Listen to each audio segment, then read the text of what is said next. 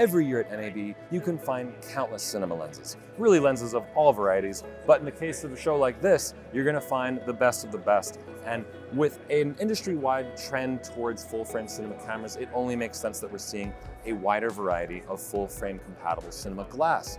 Now, we're gonna start this year with NiSi. We're here where they're debuting their new AUREUS lines of prime cinema lenses. These are all T1.4 full-frame coverage, and they look beautiful. I have one right here. This is a 50mm, and they are identical pretty much across the board. So dimensions are identical, even from the 18 all the way to the 85. By the way, it's 18, 24, 35, 50, and 85 at launch. So you have the bread and butter range, so to speak, of your focal range. And not only that, but these happen to be the smallest T1.4 full frame coverage cinema lenses out there, so incredibly compact for your kit.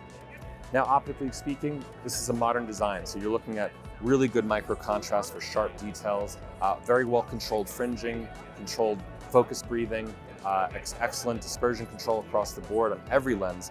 All of that performance is identical from 18mm all the way up to 85. Now, these were largely designed taking input from the original Athena line, so it makes sense that you have improvements to both the optics and mechanics here.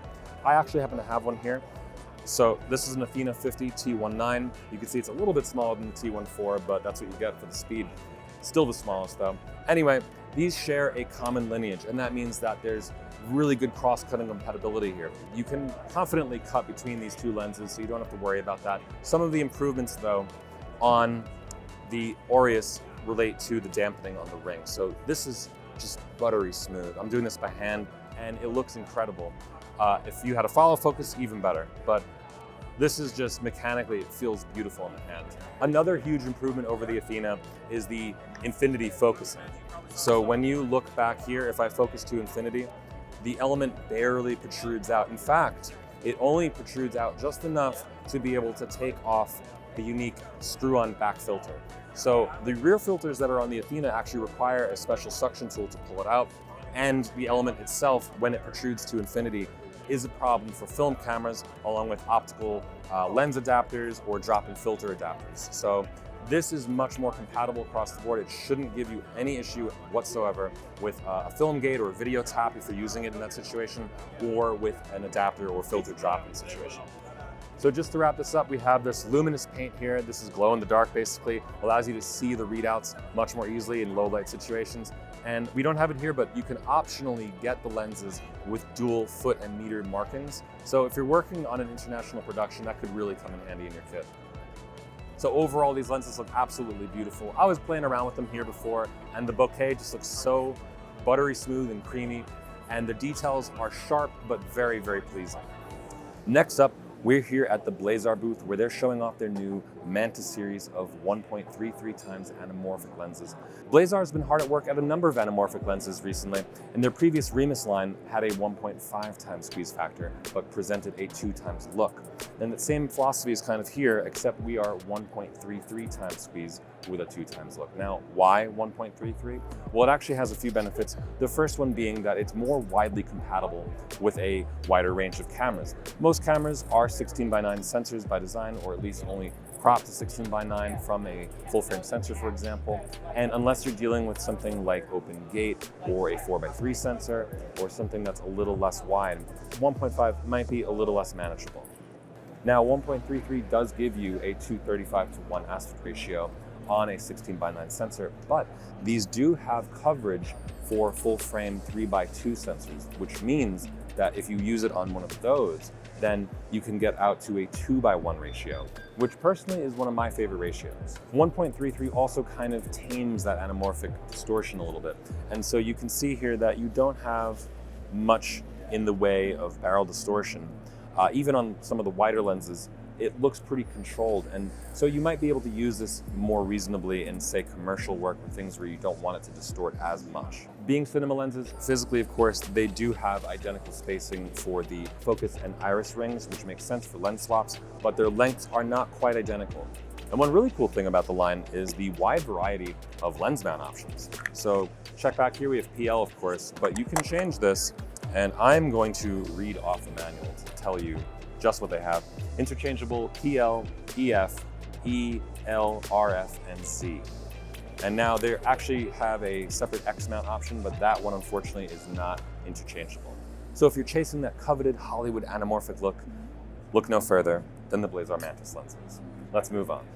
There are a few other names more closely associated with cinema than ARRI. So naturally, we had to take a look at their Enso Prime series.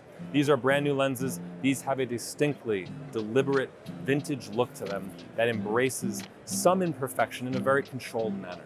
They capture sharp details and have beautiful smooth fall off, but they do have some of the aberrations and some of the distortion that is usually engineered out in the Signature Prime series.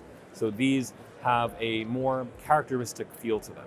So these have a less clinical, coarser look to them, and they give a little more texture to the image. But you still do get an ARRI look out of these because they are manufactured in the same factory as the Signature Primes. There are 14 lenses in the set right now, ranging from 10.5 millimeters all the way to 250 millimeters.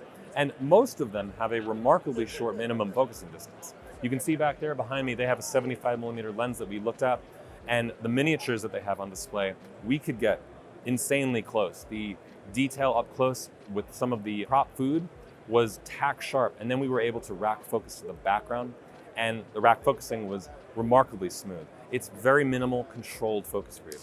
They have a bit of a contrasty look, which adds to the vintage feel because you lose some of that shadow detail, but they take that commitment to vintage look even further.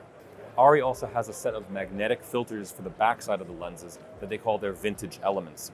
And these give you intentional distortions to the lenses. So if you want, you can really detune these lenses. The whole set can be customized to have dreamier, more swirly bokeh, for example, rounded edges at the corners of the frame. They have a wide range of them that all convey metadata to the camera, so you can always see right up there which filter you're using. They have a bunch of them here that they're demoing today, and they all look absolutely beautiful. They don't feel gimmicky in their approach to the vintage look. It all feels very intentional and controlled. Obviously, if you don't use the filters, it is still a clean image. It is still a very usable image, especially if you need something with a little more polish, but they don't look clinical or sterile in any way. They have a very real, natural feel to them. Once you throw on the vintage filters, though, then you really see the magic. Anyway, let's move on to our last lens in this year's Cinema Lens Roundup. So we're here at the Laowa booth, and we're looking at something very unique. You don't see this every day. These are probe zoom lenses. They offer full frame coverage, and they come in two varieties here. We have a 15 to 35 T12 and a 15 to 24 T8. And probe lenses in general, as a concept, are remarkable because they let you get into tight spaces, giving you that macro view. You can use them for really good detail shots or city views like this. This is actually kind of the perfect demo for this because it transports you right in. And I love that they've taken advantage of the fact that this has geared lens rings. So you can do things like a dolly zoom.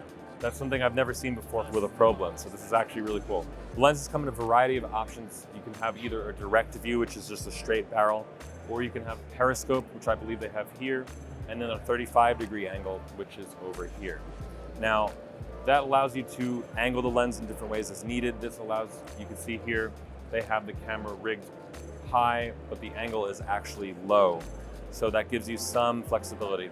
A lot of these shots require you to get into tight spaces, especially if you're doing this kind of miniature work. So the options are useful. Now, I did mention that it has full frame coverage, but arguably what makes it a cinema lens, you could say, is that it ships with a native PL mount. Now, it does have user interchangeable lens mounts, so one of them will be EF and most mirrorless lens mount options as well.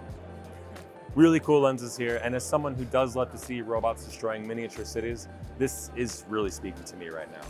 So that's it for the NAB 2025 Cinema Lens Roundup. There were some really interesting lenses on display this year, and I can't wait to see what people make with them. Let us know in the comments below which of these is your favorite. I'm Doug with B&H, and I'll see you next year.